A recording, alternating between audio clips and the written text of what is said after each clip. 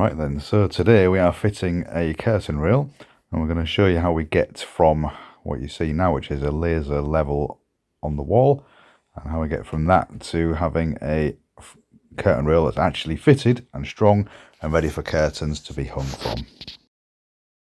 So the first thing you need to be thinking about is your tools and equipment that you will need. You will obviously need a tape measure and a pencil. You will also need a drill of some sort. It doesn't have to be a hammer drill, not for plasterboard like we're going into today. You're also going to need a drill bit, an 8mm one.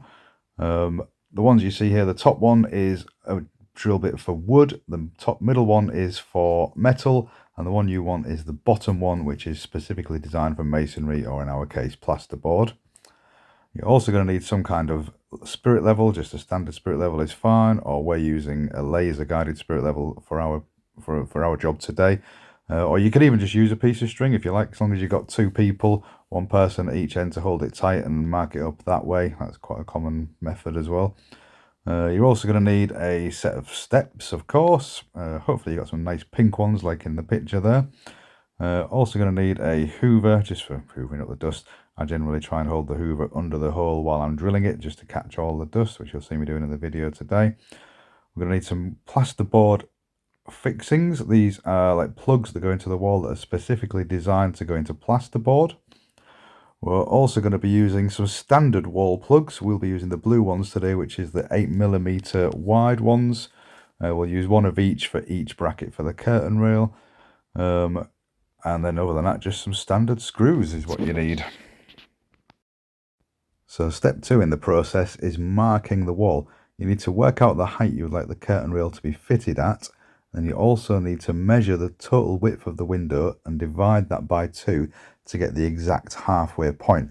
And then you put a pencil mark on the wall at the correct height for the curtain rail, but also at the exact halfway point for the curtain rail. So I have measured and I know what the halfway point is, so I'm just going to mark it up on the wall. Then I'm going to adjust the laser level to get it exactly at the halfway point. The horizontal line you see on the laser level is already at the correct height for where we want it. So the height is already set, and I'm just marking the center point. And then you can't even see, but I've got a little pencil dot that I'm kindly pointing at as I'm talking. So I'm just going to adjust the laser level to put that to the center point on the window.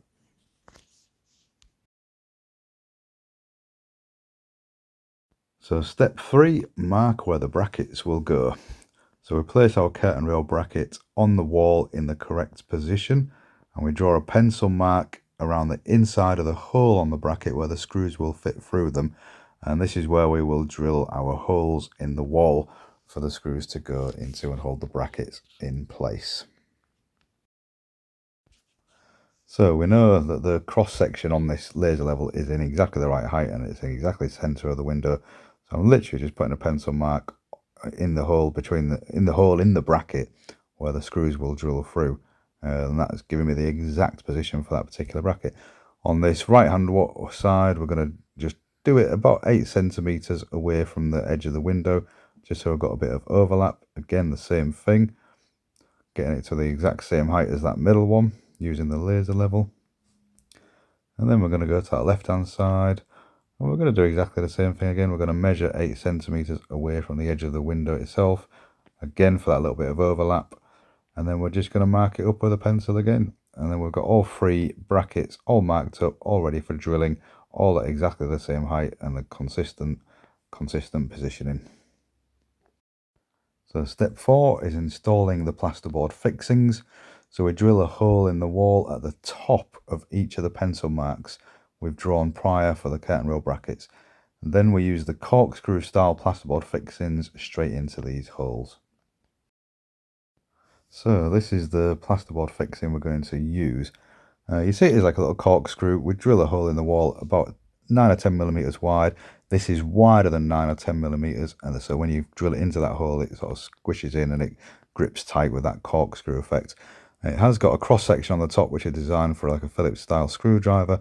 However, them cross sections are always really weak. It doesn't matter what brand you get, but they're always weak, which is why you always have to drill your hole first.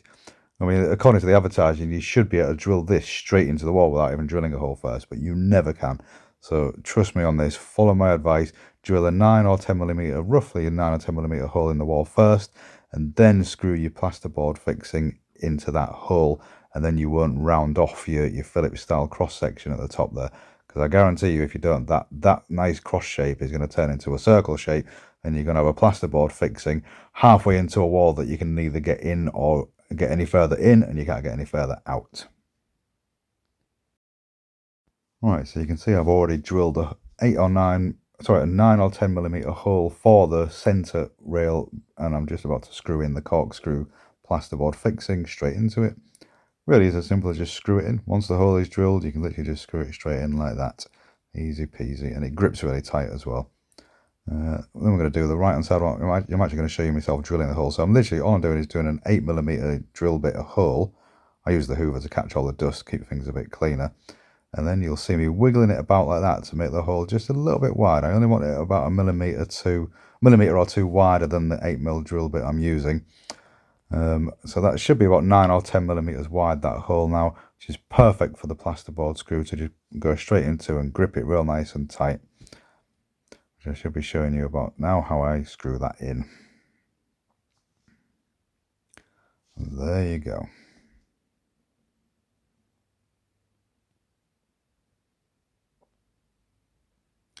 That one obviously went well. It's got a thumbs up. Then the final one on this left hand side, again the same thing again, really simple. Drill your 8mm size hole using an 8mm drill bit. Wiggle it about to make it 9 or 10mm, just make that hole a bit bigger. Get the hoover under it, keep all the dust from getting all over your room. And then it's a case of just screwing in the corkscrew style plasterboard bit.